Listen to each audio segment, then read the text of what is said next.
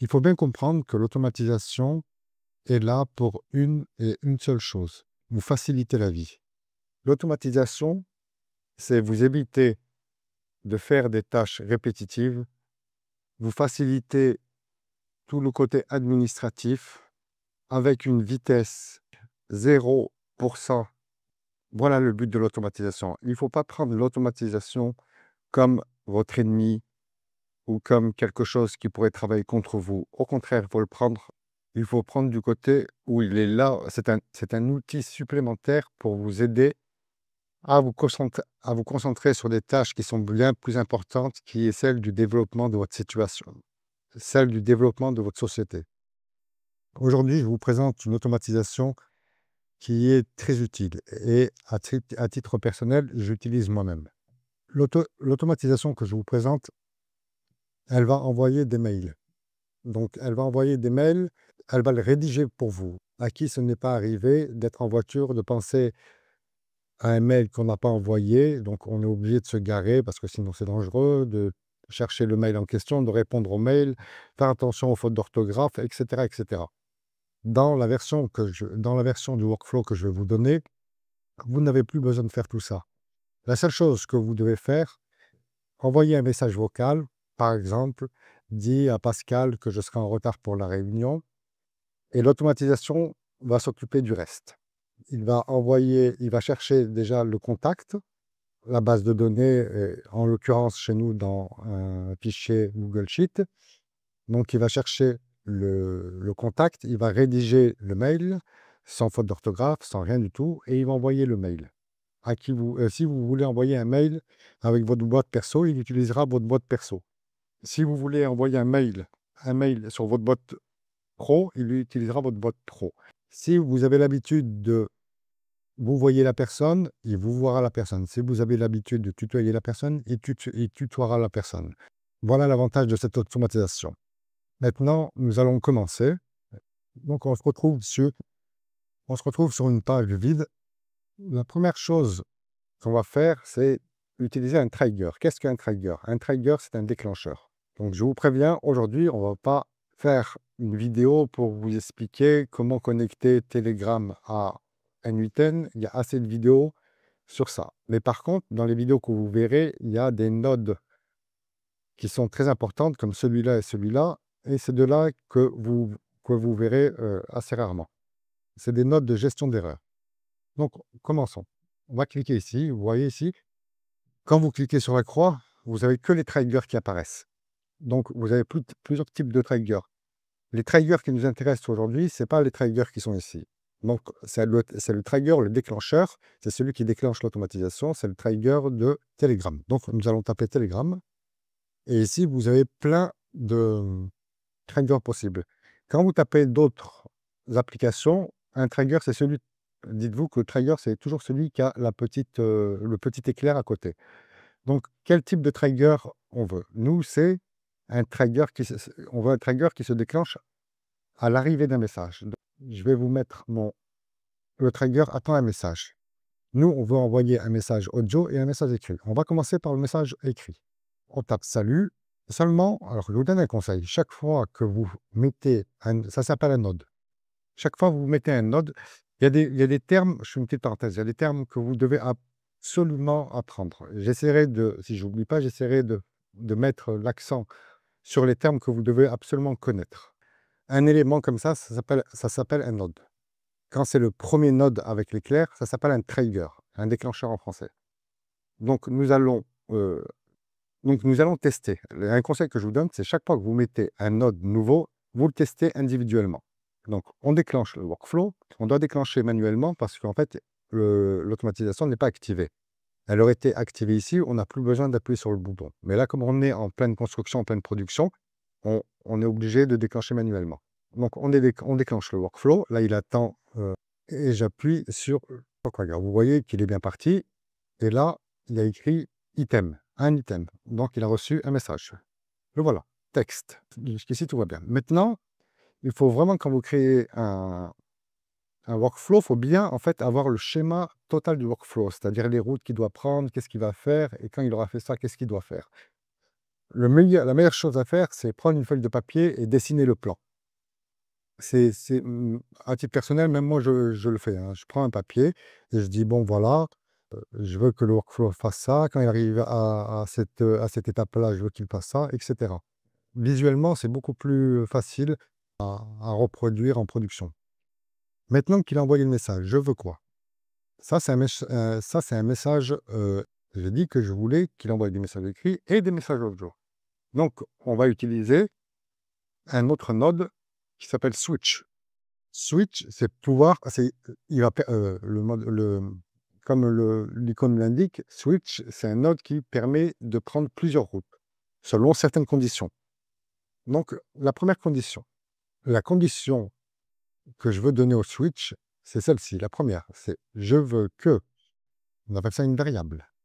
Quand vous prenez la variable, vous la mettez là, on appelle ça mapper. Donc, rappelez-vous de ces termes. Donc, la variable, je veux la mapper ici. Et qu'est-ce que je veux faire en la mappant ici? Je veux que, là, c'est une condition. Si le message texte, alors là, vous voyez des strings, number, tout ça.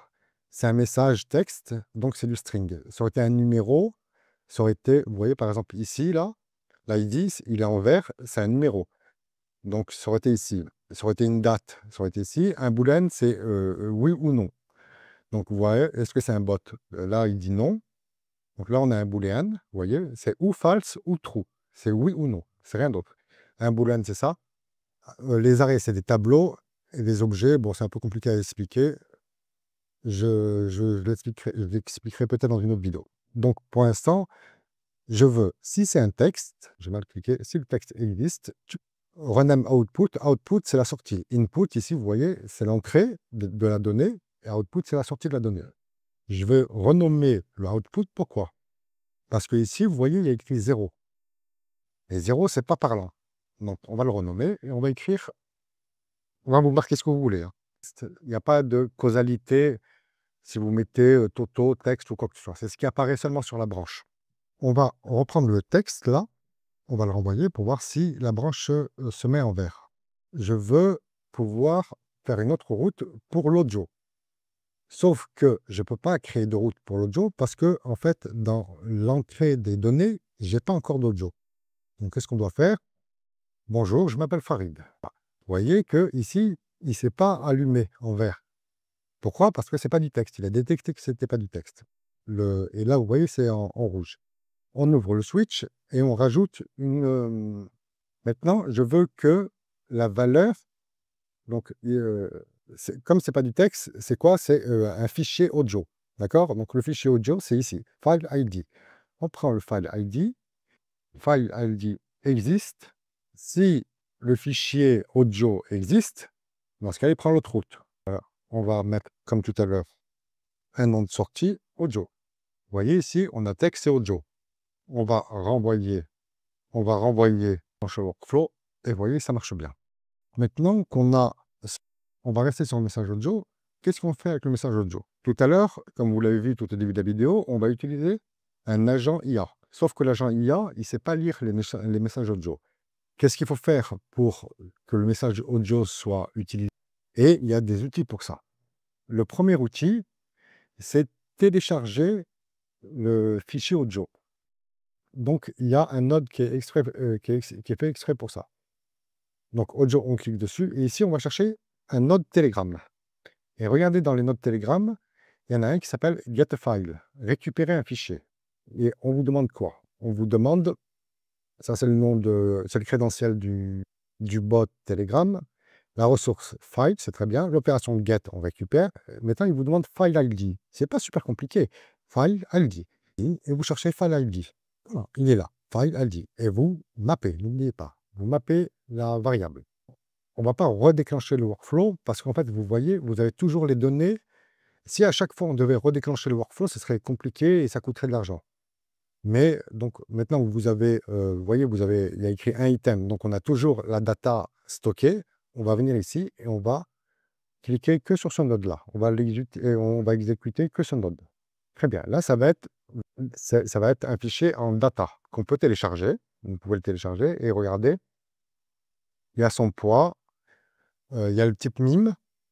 Maintenant que le fichier est téléchargé, qu'est-ce qu'on va en faire? On va l'envoyer sur un autre qui va transcrire. C'est un node qui appartient à OpenAI, la société de ChatGPT. Donc, vous tapez OpenAI et vous cherchez, regardez bien en bas ici, il y a Transcribe Recording ou bien Translate Recording. Translate Recording, comme son nom l'indique, c'est pour, entre parenthèses, si vous voulez traduire un fichier, je vous conseille d'utiliser autre chose que ChatGPT. Le meilleur pour transcrire, parce qu'il a été la meilleure IA pour transcrire parce qu'elle a été entraînée sur la langue française, c'est Mistral. Donc là, on va pas utiliser Mistral, ce serait compliqué, mais et c'est pas le but du workflow. Donc on va utiliser Transcribe Recording. Ici, vous n'avez rien. La seule chose qui pourrait être tout ça, ce serait pas ça par défaut, mais si par exemple ici, le fichier ne s'appellerait pas data, dans ce cas-là, il faudrait changer le nom qu'il y a ici et vous le mettez ici. D'accord? Ou bien vous faites un mapping aussi. Vous le prenez comme ça, vous le sélectionnez et vous le mettez. Donc maintenant, on va exécuter le workflow, le node, tout seul. Et là, il a transcrit. Bonjour, je m'appelle Farid. Vous voyez? Maintenant que c'est du texte, l'agent IA est capable de rajouter deux nodes. Deux nodes, c'est des nodes de sécurité. Parce qu'en fait, il y a deux routes différentes qui vont arriver sur l'agent IA. Ça peut marcher, des fois ça marche, mais donc par sécurité, on va utiliser, que vous allez souvent utiliser si vous faites de l'automatisation, c'est set. Première chose, on va le renommer. Ça, c'est une habitude que vous devez prendre de renommer les nodes. Surtout quand vous aurez des workflows qui sont très longs, ce sera vachement plus facile de normaliser le texte. Très bien, on clique une fois dessus. Ici, manuel mapping, on le laisse tel quel. On clique une fois dessus. Là, on tape texte. La valeur du texte, là, je ne l'ai plus. Parce qu'en fait, j'ai la valeur de... Moi, j'ai la valeur de... J'aurais besoin d'un autre... C'est ce que je disais juste avant, je m'étais planté. J'aurais besoin d'un autre node ici. Normalise texte. Mais normalement, ce sera le même. Même si j'ai pas, je sais que la variable sera la même. Que ça soit fichier audio, les données arrivent correctement sur... Non, vous voyez, c'était pas la même donnée. C'était JSON Text. Et lui, c'est le sous-menu d'ici. JSON, c'est le format. Ça. Si vous voulez, par exemple, JSON message, on va dire chat. Si c'était un ID que vous auriez eu besoin, vous voyez, donc là, ce serait JSON, donc c'est le format. Le dollar qui est devant, c'est une fonction. Donc c'est $JSON, format. Message, c'est ce qui est à l'intérieur de dans ce bloc-là. ID, c'est dans ce bloc-là. Vous voyez, c'est pas super compliqué. J'enlève ça. Maintenant, on va créer... J'ai mon agent IA. Il faut prendre un agent IA. Donc j'ai mon agent IA. OK, le voilà. Je vais connecter les deux. Alors, qu'est-ce qu'il a besoin d'un agent IA? L'agent IA, il a besoin de 4 choses. Et dans notre cas, normalement, il peut marcher avec 3 choses. Mais dans notre cas particulier, il a besoin de 4 choses. Il a besoin d'un cerveau, il a besoin d'outils. La quatrième chose dont il a besoin, dans notre cas à nous, il a besoin de mémoire. Pourquoi il a besoin de mémoire? Pour la simple bonne raison que si vous discutez avec une personne dans le chat Telegram, il faut qu'il se rappelle de la conversation précédente. Tout simplement, si vous ne lui mettez pas de mémoire, il ne se rappellera pas de la conversation précédente. Je vais vous le donner, on va lui mettre de la mémoire. Donc, vous cliquez ici, Memory, SAP Memory. Je reviendrai sur les notes plus tard. Donc, je vais lui dire, alors, ici, je veux un tool agent. Je dis seulement réponds au message.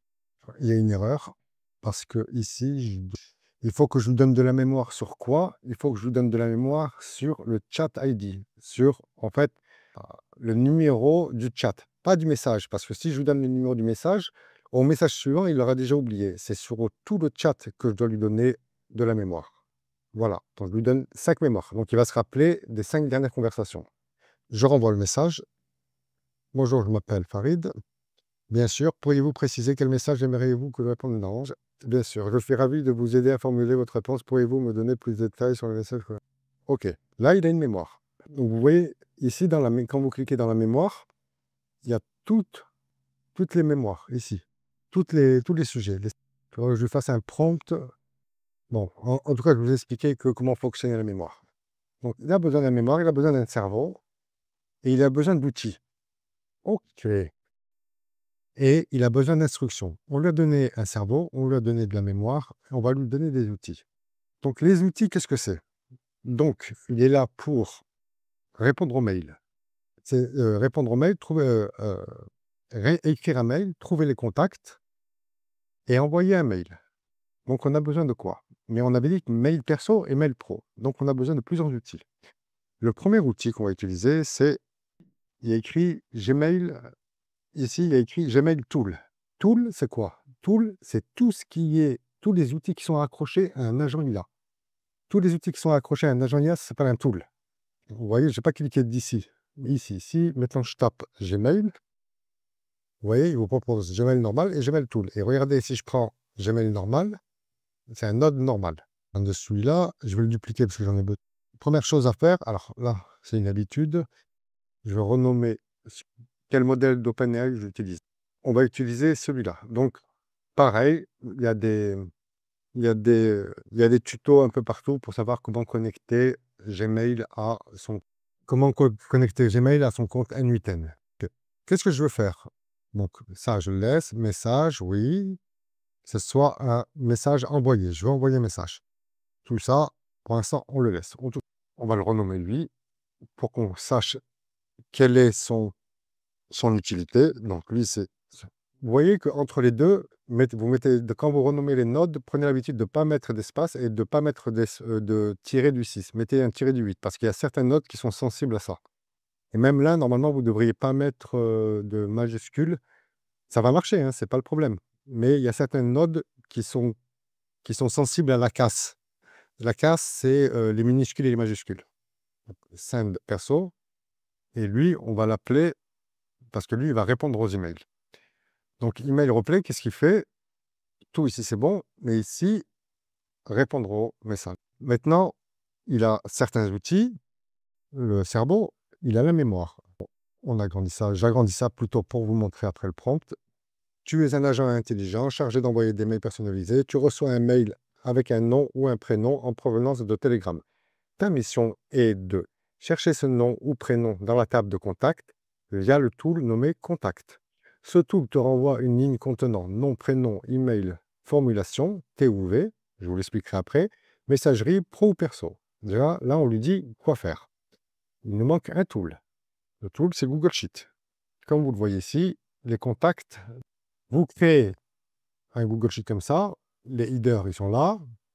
Alors, formulation, c'est un petit plus que j'ai mis dans mon Google Sheet. Quand vous mettez une personne, moi j'ai précisé, est-ce que le T c'est pour le tutoiement et le V c'est pour le vouvoiement. Est-ce que je le tutoie ou est-ce que je le vouvoie? Comme ça, quand l'agent IA il va prendre en compte cette colonne-là et il tutoiera ou vouvoiera la personne. Pareil pour ces messageries, j'ai mis pro, perso. Comme ça, l'agent IA, en lisant cette colonne, il saura s'il doit utiliser ma boîte pro ou ma boîte perso. Alors, pour crédentiel, pareil. Si vous voulez que je vous fasse une vidéo sur les crédentiels de tous les outils Google, vous me le dites en commentaire. Donc là, on va chercher ma page, mon sheet, il s'appelle Mes contacts. Et la page Fichier contact. Et le classeur Fichier contact. Donc, on va chercher Mes contacts, il est là. Fichier contact. Vous voyez, il y en a deux. Ici, c'est très bien. On laisse ça tel quel. On revient sur l'agent IA. Donc, on lui a dit, ça c'était le prompt, le premier prompt. Le prompt, maintenant, on va utiliser un prompt système. Le prompt système, il sera beaucoup plus expression, le temps de recopier le prompt, vous faites des captures.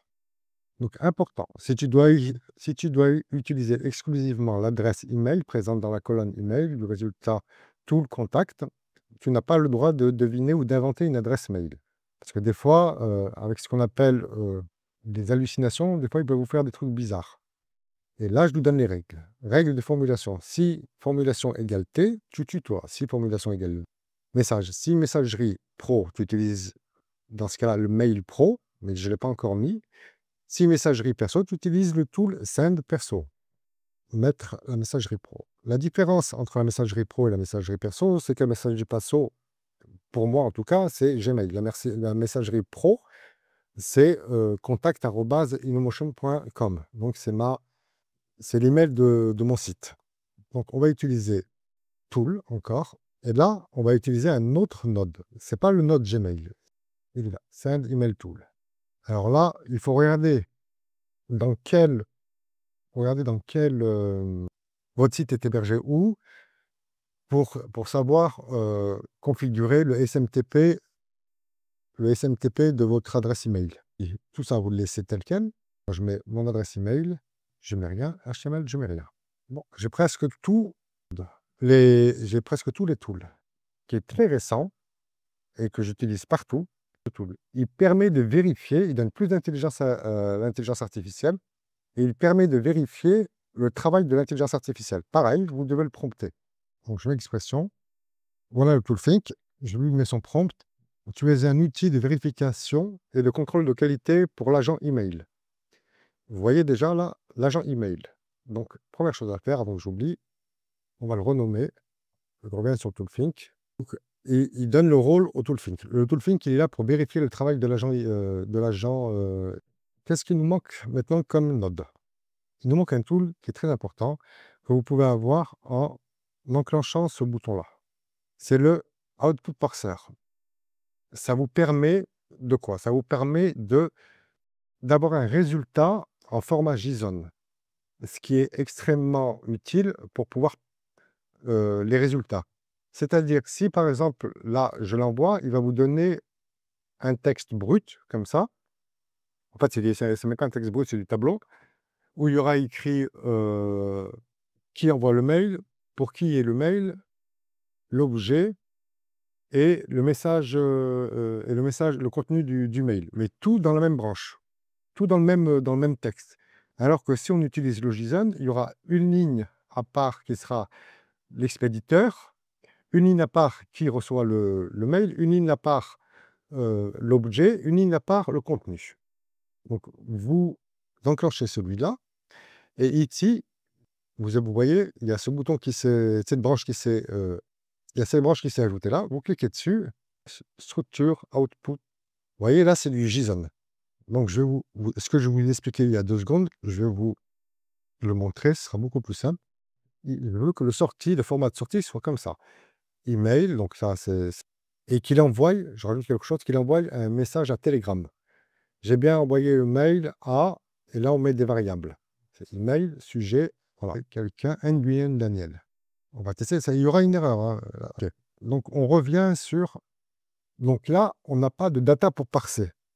On n'a rien du tout pour parser. Et on ne peut pas enclencher le node. On ne peut pas enclencher le scénario. Pourquoi? Parce que on a des erreurs. Donc, vous avez 2 solutions. Et l'IA, normalement, va définir. Vous enlevez, vous voyez, il vous a défini. Vous cliquez ici, pareil, l'IA va définir. Que l'IA a défini. Sauf qu'il ne dit pas toujours vrai. Par exemple, celui-là, from IA, c'est pas tout email. From IA, c'est seulement tout. Pourquoi c'est tout? Je vais vous le montrer. Parce que dans le output parser, la réponse, ce sera tout. Et là, ce sera l'adresse email. Le deuxième, ce sera sujet. Et le troisième, ce sera body. Là, c'est from email. Qu'est-ce que je lui dis? Et là, alors là, c'est un peu particulier. C'est un email pro. Donc, moi, mon email pro, je mets du code HTML. Ça sert à rien de recopier le code HTML parce qu'en fait, c'est mes logos, c'est ma couleur de mon site, tout ça. En tout cas, j'ai mis du code HTML. Vous pouvez demander à ChatGPT de vous construire un code HTML avec une signature. Le seul truc, si vous ne voulez pas du code HTML, le seul truc que vous devez mettre, vous, c'est from AI. Tout ça, c'est le CSS. Tout ça, c'est le CSS. Voilà. Et à partir de là, c'est le HTML. Donc ça, c'est fait, vous voyez. Vous n'êtes pas obligé de mettre du HTML, hein. Vous mettez, comme je vous ai dit, from AI, et là, ce sera message. Ça, c'est fait pour lui. Maintenant, on va s'occuper de lui. Alors, qu'est-ce qu'on pourrait faire? Mais exactement la même. Exactement pareil. Copier, coller. Moi, c'est un email perso. Je ne mets pas de signature. Là, j'ai fait une erreur parce que là, c'est send. Et lui, j'avais dit qu'il s'appelait. Hop, hop. Alors là, il y aura une petite différence. Pour celui qui a une petite différence. Pour l'instant, on ne peut pas le configurer. Pourquoi? Parce que j'ai besoin d'une variable. Et en fait, si je peux vous donner la variable, mais ça ne sert à rien du tout. Parce que vous n'allez pas comprendre comment ça marche. J'aurais besoin d'une variable. Ces deux variables-là, ce n'est pas les mêmes. Donc, si j'envoie le workflow, vous voyez, il y a un problème, il ne marchera pas. Donc, je vais décrocher celui-là. On va le laisser de côté pour l'instant. Maintenant, on va tester le workflow. On va prendre une mail Nguyen Daniel. J'envoie un message au Joe. Peux-tu envoyer un email à Nguyen Daniel pour lui dire que je serai en retard? Il y a eu un problème, je le vois de suite. Il vous dit que le workflow a bien marché. Mais en fait, non. Pourquoi? Parce que regardez, 5 personnes ne s'est pas déclenché. Et je sais ce qui s'est passé. En fait, j'ai exécuté le workflow, mais il avait déjà la data de comment je m'appelle ici. C'est pour ça qu'il ne s'est pas enclenché sur le bon. Je l'envoie, problème. J'enclenche le workflow. Attendez, c'est un truc que ça. J'enclenche le workflow, je remets. Il faut bien regarder les nodes. Là, il y a eu un problème aussi encore. Ce que je lui avais dit, hein. Ça peut arriver. Ça peut arriver. Ah, je sais pas. Donc, ce qu'il faut faire, c'est rafraîchir. C'est très bien qu'il y ait une erreur, comme ça, on va essayer de débugger ensemble. La première chose à débugger, c'est voir si. Donc, le node, le trigger, il envoie le fil ID. Vous pouvez changer. Il a téléchargé la data. Et ici, peux-tu m'envoyer un email à Nguyen pour lui dire que je suis en retard? Donc, en fait, la transcription, elle marche bien, ça vient pas de là.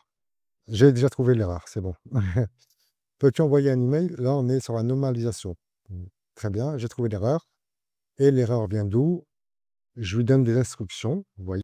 Mais j'ai oublié de donner quoi? J'ai oublié de lui donner la source. On va rajouter. Là, pour l'écrire, je ne peux pas encore parce que je n'ai pas de date. J'ai oublié de lui donner la source. Donc, ça a été un bon. Je ne le couperai pas, je le laisserai parce que c'est un bon exemple d'erreur. Transférer. Et maintenant, je vous parie ce que vous voulez, que ça va marcher. Vous voyez le node scène perso? Et c'est envoyé. Il est là. Bonjour Daniel, je voulais te prévenir que je suis en retard. Je te tiendrai au courant de mon arrivée cordialement. Là, il y a This email was sent automatically with an. Donc, pour enlever ce message-là, vous cliquez sur le node. Vous allez dans les options. Append N8N Attribution et vous décochez cette case. On va tester la boîte professionnelle. Alors, moi, les messages que je reçois dans ma boîte professionnelle, ils sont redirigés sur ma boîte perso, hein. Donc, c'est normal que vous les verrez sur ma boîte perso. On va chercher quelqu'un qui a une boîte pro. Farid Yassine. On envoie le message. Peux-tu envoyer un message à Farid Yassine? On va l'appeler par seulement Yassine. Peux-tu envoyer un message à Yassine pour lui dire que je serai en retard, s'il te plaît? C'est ce node-là ce tool-là qui va se déclencher. Ce qui n'est pas normal. Salut Yassine, je voulais juste te prévenir que je serai en retard. À bientôt. Mais je n'ai même pas besoin de regarder dans mes mails parce que je sais qu'il n'a pas été envoyé. Alors, pourquoi il n'a pas été envoyé? Regardez l'erreur. Les erreurs, je vous les laisse. Je les garde. Comme ça, vous verrez les types d'erreurs qu'on peut faire. Si messagerie pro, tu utilises Mail Pro. Le tool Mail Pro. Comment s'appelle le tool? L'erreur a été on renvoie, et là, ça n'a toujours pas marché. Une autre erreur, ça n'a pas marché parce qu'il y a une autre erreur. Pourtant, il fonctionne parce que ici, je lui dis que il doit utiliser le tool contact pour récupérer numéro. Des fois, ça marche, des fois, ça marche pas. Mais c'est pour ça que je vous disais, il faut toujours bien les nommer. On est sûr de ne pas avoir de problème. Je peux envoyer un message à Nguyen Daniel. Peux-tu envoyer un message à Farid Yassine pour lui dire que je serai en retard et que je suis désolé? Donc, le mail a bien été envoyé. On va les vérifier. Excuse pour le retard, excusez le retard. Salut Farid, je voulais te prévenir que je suis désolé pour ce compte. J'ai un problème avec les logos aussi. Donc, vous voyez, ça fait un peu plus propre. On va dupliquer celui-là, remettre celui-là. Là, on va mettre replay. Ça, c'est pour répondre. Alors, message ID. Moi, ce que je veux, c'est, et ici, ce que je cherche, on va continuer à faire. Là, on va créer un E7. Alors là, ça va être gestion d'erreur. Donc, ici, on clique ici. On va lui dire s'il y a un output, donc si l'output existe, si la réponse est une valeur, dans ce cas-là, c'est que c'est bon. Si la réponse, s'il y a une erreur et que la réponse n'est pas une valeur string comme tout à l'heure, dans ce cas-là, il y a une erreur dans le workflow. Erreur, non. Donc, s'il y a une erreur, ça va arriver ici. Si ça marche, ça va arriver ici. Il nous reste une étape à faire. La réponse visuelle pour vous. Donc, on va chercher Telegram. Le premier, comme tout à l'heure, c'est un de message. Ça sert à quoi? C'est seulement pour qu'il nous dise sur Telegram, j'ai bien envoyé le message ou j'ai pas envoyé le message. Le chat ID, c'est l'ID du chat. Ça veut dire que il ne faut pas que ce soit le chat message. Parce que si c'est le chat message, ça va être l'ID que du message. Lui, il veut l'ID du chat complet. Donc, vous cliquez ici, vous mettez en JSON, vous cliquez ici, vous allez sur le trigger, il est là, et vous cherchez chat, vous revenez ici. Le texte, c'est l'email agent. C'est la réponse de l'email agent. Chat ID. Et ici, hop, ah oui, j'ai pas de data parce qu'il n'y a pas d'erreur. Alors, on va créer une erreur. C'est sur l'ancienne data, donc j'enregistre, je rafraîchis. Maintenant, je fais une erreur. Gardez en fait tout en mémoire, hein. Donc là, l'erreur, elle est là. Il y a une erreur que je raccorde. Ça, ici, maintenant. Et maintenant, j'ai la réponse. Hop là. Je peux raccrocher. Je pense que la mémoire, elle doit être de 2, pas plus. Enregistrer. On fait un test sur. Un dernier test sur. Ouais, bah celui-là, pareil. Nguyen Daniel. Peux-tu envoyer un message à Nguyen Daniel pour lui dire que j'ai fini ma vidéo et que j'espère sincèrement qu'elle aura plu à mes auditeurs et qu'ils me le fassent savoir, dis-leur qu'ils me le fassent savoir en commentaire. Bonjour Daniel, je tenais à vous informer que j'ai enfin terminé ma vidéo et j'espère sincèrement qu'elle plaira à mes auditeurs. Je serais très content si vous pourriez me faire part de votre avis en commentaire. Merci beaucoup et à bientôt. J'espère que la vidéo, elle vous a plu. Elle est un peu longue. J'espère qu'elle vous a plu, qu'elle vous aura appris certaines choses. N'oubliez pas de vous abonner, de liker. Et si quelque chose ne vous a pas plu, bah, dites-le moi que j'évite de faire la même erreur la prochaine fois. Prenez soin de vous et à bientôt.